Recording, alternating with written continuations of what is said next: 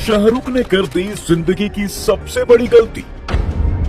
जिस थाली में खाया उसी में किया छेद। एसआरके की उल्टी गिनती शुरू। एक झटके में हीरो से विलन बन गए किंग खान।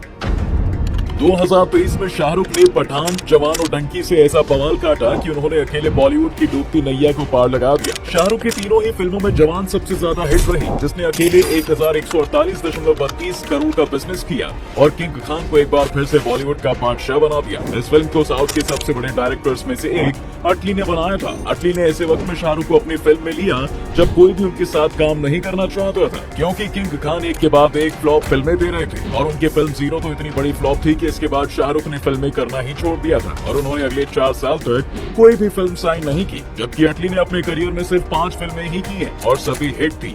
शाहरुख अटली के पास तब गए जब उन्हें लगा कि उनका डूबता करियर अटली बचा सकते हैं और ऐसा हुआ भी। 2023 में जवान रिलीज हुई और उसने बॉलीवुड के सारे पुराने रिकॉर्ड तोड़ डाले और इसके बाद से ही शाहरुख एक बार फिर अटली के साथ काम करने में लगे हुए हैं, क्योंकि उन्हें पता है कि उनके करियर को अब साउथ के डायरेक्टर्स ही बचाए रख सकते हैं। बॉलीवुड वाले फिल्मों के नाम पर जो बनाते हैं उनसे उनका करियर नहीं बचा रह सकता, पर इसके बाद भी शाहरुख ने ऐसा कुछ कर दिया। अब उनकी उल्टी गिनती शुरू हो गई है और उनके करियर को शायद ही कोई बचा सकता है, क्योंकि खुद को सेक्युलरिस्ट बताने वाले किंग खान ने सक्सेस के नशे में अपने पैर पर खुद ही कुल्हाड़ी मार ली है। दरअसल किंग खान अपनी पूरी फैमिली के साथ गुजरात के जामनगर गए हुए थे, जहां इंडिया के सबसे रईस आदमी मुकेश अंबानी ने अपने सबसे छोटे बेटे अनंत अंबानी का प्री वेडिंग फंक्शन ऑर्गेनाइज किया हुआ था। इसमें दुनिया भर के बिजनेसमैन के साथ साथ बॉलीवुड के कई बड़े सितारे शामिल हुए थे। रामचरण भी इस फंक्शन में शामिल होने के लिए आए थे। फंक्शन के दूसरे दिन शाहरुख, सलमान और आमिर स्टेज पर परफॉर्मेंस दे रहे थे, तभी आरआरआर फिल्म का सबसे फेमस सॉन्ग नाटू नाटू बजने लगा और नीता अंबानी के कहने पर शाहरुख ने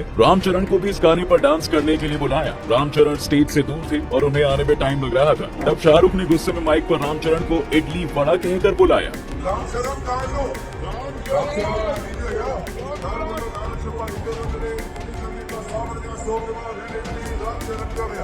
इसके बाद रामचरण स्टेज पर जल्दी से पहुंचे और उन्होंने नाटू नाटू गाने पर डांस भी किया। पर अब फंक्शन में शाहरुख के बिहेवियर को लेकर सवाल उठाया जा रहा है और रामचरण के फैंस सोशल मीडिया पर पोस्ट डाल कर एसआरके पर अपना गुस्सा निकाल रहे हैं कि उन्होंने कैसे साउथ के इतने बड़े स्टार पर रेसिस्ट कमेंट किया।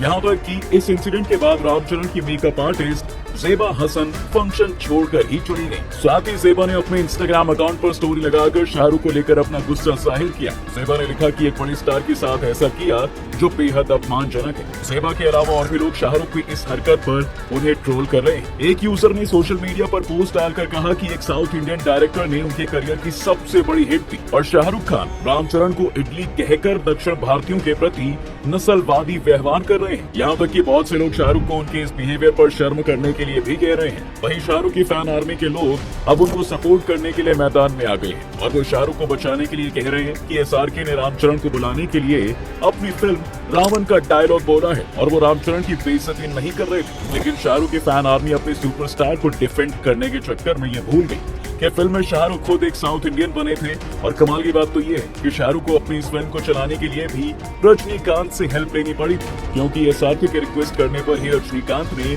फिल्म में कैमियो किया था। फिल्म में इडली वड़ा को लेकर सिर्फ एक डायलॉग था जो कहीं से भी वैसा नहीं था जैसा शाहरुख ने रामचरण के लिए यूज किया है। इसलिए लोगों को लगा कि किंग खान ने मजाक में ही सही पर साउथ इंडियंस पर रेसिस्ट कमेंट तो किया है। आपको क्या लगता है, शाहरुख ने रामचरण के साथ ऐसा जानबूझकर किया या उनसे गलती हो गई? हमें कमेंट करके जरूर बताइए। ऐसे ही और वीडियोस देखने के लिए